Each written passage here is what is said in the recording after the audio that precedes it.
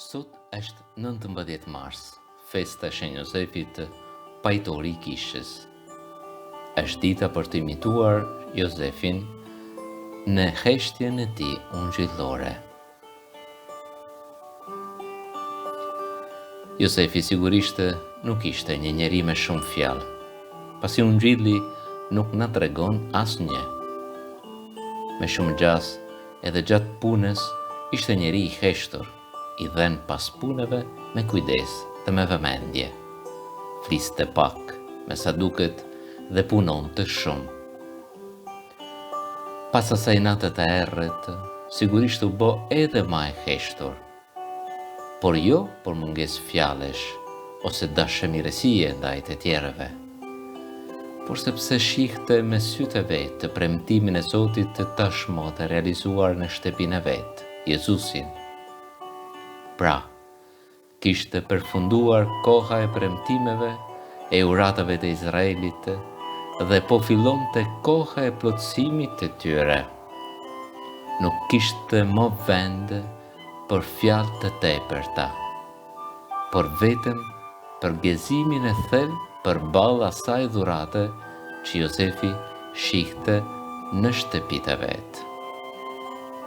Mirëpo, heshtja e Jozefit nuk është as pak si ajo e Zakaris, që gjejme në fillim të ungjillit të Lukës. Ky kishte mbetur pa fjalë, pasi nuk ishte pasur besim në fjalën e engjëllit i cili i lajmëronte lindjen e Gjon Pagësuesit. Përkundrazi, heshtja e Jozefit është plot me besim, plot me kuptim, plot me fjalë. Ai bie në heshtje pasi ka dëgjuar fjalën e vetme të Atit qellor, Jezusin. Dhe tashmë nuk ka më asgjë tjetër për të thënë, përveç Jezusit. Heshtja e Jozefit i përngjan asaj që shëngjoni i kryqit të përshkruan si tipike në lutjen e krishterë.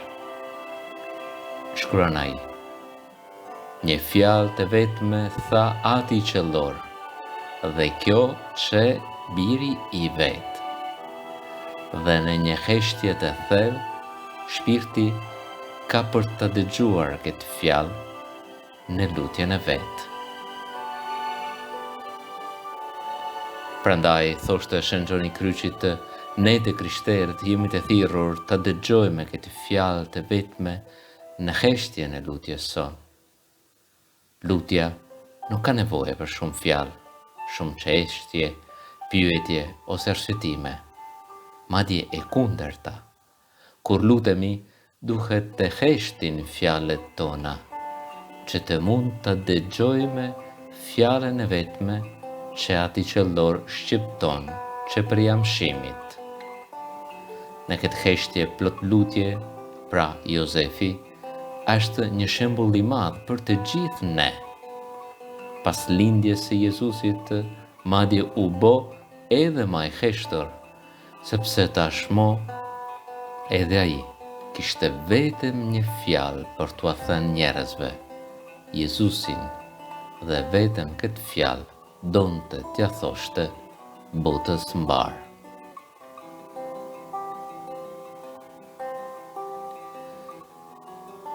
Gjithashtu, Jozefi i binte ajo detyre vetme për të cilën flet shëngjoni i kryqit në një letër të tij. Ajo që mungon, në qoftë se diçka ende mungon, nuk është as shkrimi, as fjala, të cilët zakonisht të projnë, por mungojnë heshtja dhe veprimi.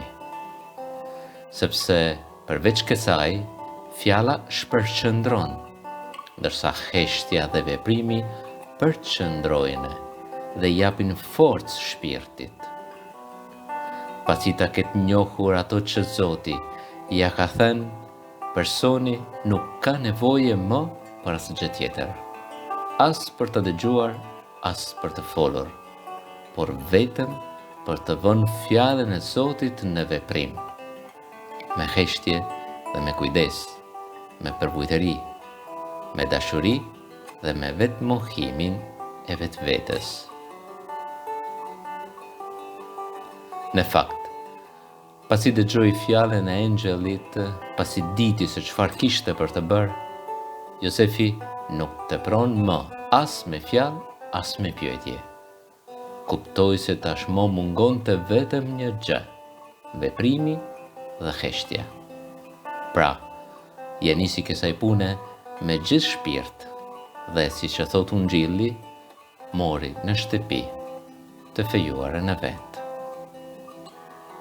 Siç e thoshte Shënxhoni i Kryqit, pasi jeshtë të thënë se çfarë duhet bërë, Josefi nuk ka më nevojë por asgjë tjetër. Në heshtje dhe me kujdes vihet shpejt në zbatim të vullnetit të Zotit. Shën Josefi u mundua në këtë punë të mrekullueshme gjithë jetën e vet. Megjithëse kjo, me shumë gjas, nuk çe shumë e gjatë. Tradita krishtere na mëson se në ditët ku Jezusi do të fillojë misionin e vet nëpër fshatrave të Palestinës, tashmë Josefi do të kishte vdekur. Josefi pra kishte kryer misionin e vet në rritjen e Mesis dhe në përgatitjen e tij për misionin e tij.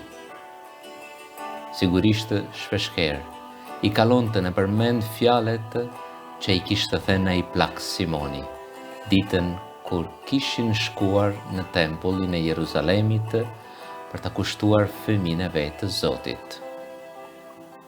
Edhe Josefi, pra, duke kujtuar ato fjalë, ndër ato ditë kur Jezusi doli nga adoleshenca, filloi të lutej edhe ai kështu: Tani o Zot, mund të lejosh të vdes në paqe shërbetori yt, pasi me sytë e mi e pash shëlbuesin ton.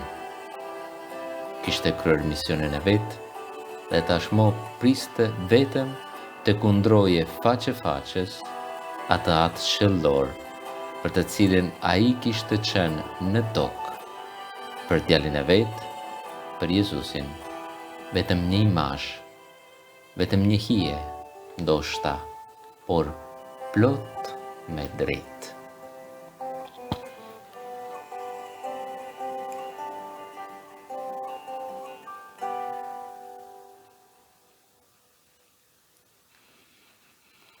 O hyj gjithëpushtetshëm, ti ja besove rojes besnike të Shenj Josefit vetë fillesjen e misterit të shërbimit të njerëzve.